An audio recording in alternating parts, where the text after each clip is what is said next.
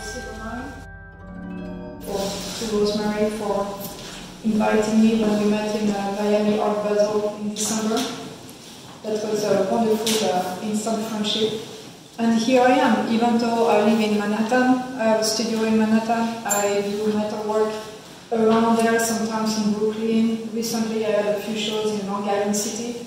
So it's just wonderful to meet different groups of artists and be part of them and sharing ideas and promoting art in general. So, but yes, another center where lately I had something interesting is the Rockland Center for the Arts, which is in West Nyack, where I just did a big installation where you walk under those cut-out birds, and so I could tell you later about it if you were interested.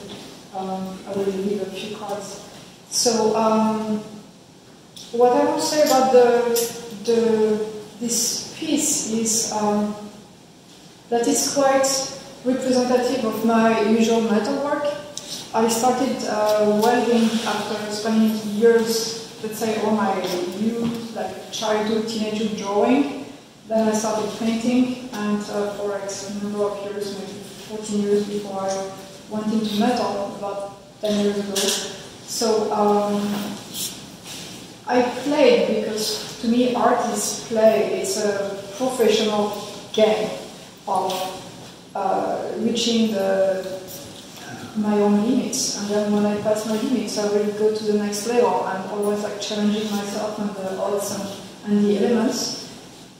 And as far as the metal, I did try different techniques, casting as well. And what seemed to be my signature, my voice, is cutting metal out. So the cutout from a flat sheet of metal, which I have developed into making some very complex shapes, three-dimensional. This one is a simple one, I would say, compared to other pieces that I made. But this one is made from a pattern that I imagined like on just a rectangle, and then unfolded. It takes all this space and this movement. It actually moves, it makes a sound, can speak about music. So it just developed into like a big piece by itself. And that's a good thing in living in Manhattan, is that the subway will probably like move anything you have in your apartment or your studio. So that contributes as a new dimension to your life. This piece is, I call it feathers, sometimes I call it wings, but for some reason it's almost the same. It's like a fractal aspect. It could be energy, it could be the wind. So what I like very much about it is the sense of movement that is expressed when you look at them. It's there is a notion almost like a flag bringing that motion in the wind. And here, if you look at the way it's created, each one is built as a flag. Actually, this piece can be pulled out and replaced, like for the sake of transportation. But the moment when I'm carrying it, it's very powerful. You feel like it's a revolution or some sort, a metallic flag. You know, just those little private jokes that I can have with my own heartbeat. But anyway, so yeah. As far as my own journey as an artist, so I moved in New York like so many years ago. But I have been in my studio as a good introvert doing my own research, being cut from probably any type of influences around, and going, I would say, through my own creative madness, which led to that style. I had some opportunities, like making one of those phoenix, like the full bird shape, on the Hudson in Manhattan on 68th Street. For a year I had this big piece that was 26 feet large. Metal is a great place to be in because there is a sense of collective game. When you're a welder and you want to create something, challenges are fun and interesting. And you can speak with your welder friends, and the game is who's going to have the best idea to make something impossible come true. So that's a great sense, and the fact of being part of art groups is also a best place to have people who think alike, meaning not like the rest of my family, who live in I get them explaining, but they are far away and I am far away, so everything is good. We love each other dearly, but it's alright, different planets.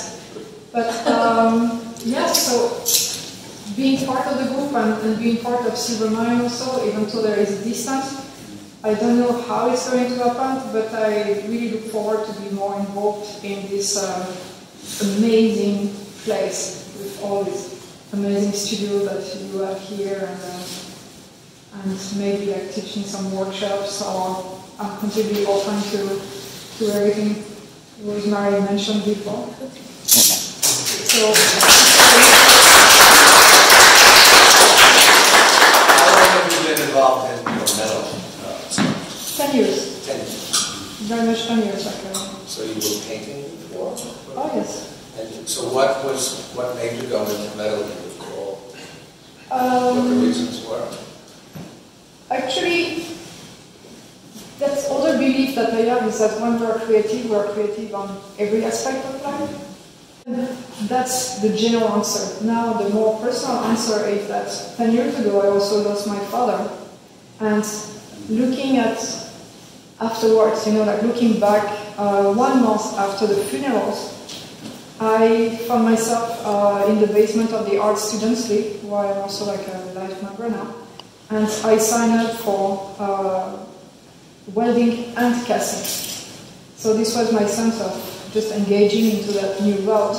So it probably has been like, it's probably started as a morning process, because we need something, we lose someone, we need something to deal with it.